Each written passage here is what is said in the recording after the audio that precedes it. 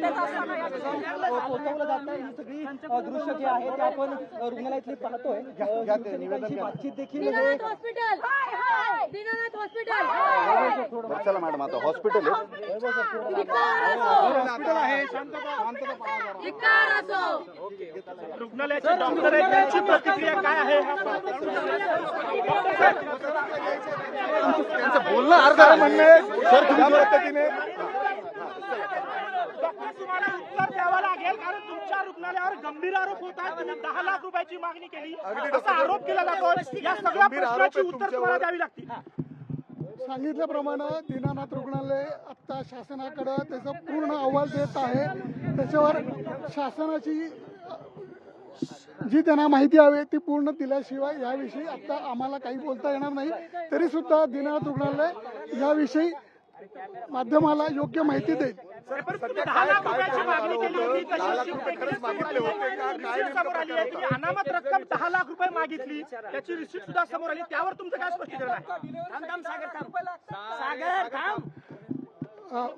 मी एवढंच सांगतो आता याविषयी आता कारण हा विषय तसा मेडिकल संबंधी गुंतागुंतीचा आहे।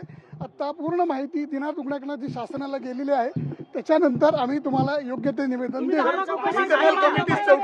कमिटी गठीत केली आहे का? झाली का चौकशी झाली का? आणि ते पण पेशंट समोर मागणी केली, पेशंटने टेन्शन घेतलं। मला वाटतं मी स्पष्ट केलेलं आहे। मुख्यतः 10 लाख रुपयासंदर्भात काही बोलत नाही, तुम्ही तेच सांगताय। स्पष्ट आणि आमचा सरळ आणि थेट स्पष्ट आहे, ते 2.5 ते 3 लाख रुपये देण्याची त्याची तयारी होती। असं असताना देखील तुम्ही 10 लाख रुपये मागितले, त्यांच्याकडे 10 लाख रुपये नव्हते, त्यामुळे रुग्णाला दुसरीकडे शिफ्ट करावं लागलं आणि त्यामुळे हा संपूर्ण प्रकार घडला असा आरोप केला जातो। मी आता परत हेच स्पष्ट करतो की जी माहिती आलेली आहे ती दिशाभूल करणारी आहे, अर्धवट आलेली आहे। पूर्ण माहिती रुग्णाचे नातेवाईक खोटं बोलतायत असं म्हणायचं का? दीनानाथ रुग्णालय याविषयी त्याची भूमिका लवकरच स्पष्ट करेल। सर, ही तुमची प्रोसिजर आहे का? ऍडमिट करताना इतकी रक्कम तुम्ही मागता का? नेमकं खरं काय आहे? कारण जे सांगितलं जाते त्या संदर्भात तुमची बाजू ही समोर येत नाहीये। तुम्ही अर्धवट सांगताय। आरोप 10 लाख रुपयाचा। आपली स्टँडर्ड प्रोसिजर काय? किती पैसे भरून आपण रुग्ण ऍडमिट करणार? स्टँडर्ड प्रोसिजर सांगा सर। सर मी आता एवढंच सांगतो तुम्हाला, तुमच्या ज्या शंका आहेत, जे तुमचे प्रश्न आहेत ह्याच्याविषयी आमची योग्य ती भूमिका जी आहे ती लवकरच स्पष्ट केली जाईल। ऍडमिट करण्याची स्टँडर्ड प्रोसेस काय आहे ती सांगा सर। सर, रुग्णालयाचे तुमचे जे घैसास डॉक्टर आहेत त्यांच्यावर देखील गंभीर आरोप केले जात आहेत। त्यांनी रुग्णाच्या समोर ससूनला शिफ्ट का करत नाही असं देखील म्हटल्याचं बोललं जातं, याच्यामध्ये काय तथ्य आहे? मी आता ह्याच्याविषयी काही बोलू शकत नाही। रुग्णालयाकडनं योग्य ती माहिती तुमच्यापर्यंत आम्ही दिली जाईल। कधीपर्यंत येणार आहे सर?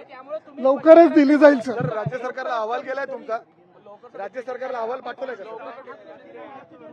हे जनसंपर्क अधिकारी होते आणि एकंदरीतच आपण पाहिलं रुग्णालय प्रशासनाकडून सांगण्यात आलेलं आहे की याचा सविस्तर अहवाल आम्ही मुख्यमंत्री देवेंद्र फडणवीसांकडे पाठवलेला आहे आणि त्यानंतर आम्ही लवकरच भूमिका जी आहे ती याबद्दलची स्पष्ट करणार आहे।